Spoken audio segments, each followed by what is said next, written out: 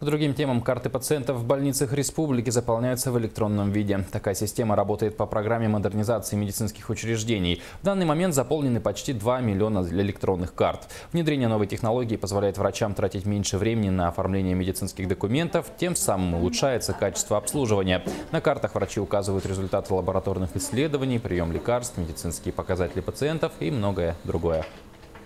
Врач нажимает, например, этого больного, оформляет ЭПМЗ. Ага. Здесь уже, видите, уже имеются данные, которые мы можем просмотреть, как оформил врач ребенка. При необходимости мы можем направить пациента на исследование, да?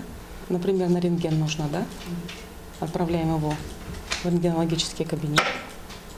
Здесь мы оформляем ему рентгенографию. Здесь мы оформляем ему органов грудной клетки. Угу. Сохраняем. И данное уже направление идет непосредственно в кабинет рентгенологического кабинета.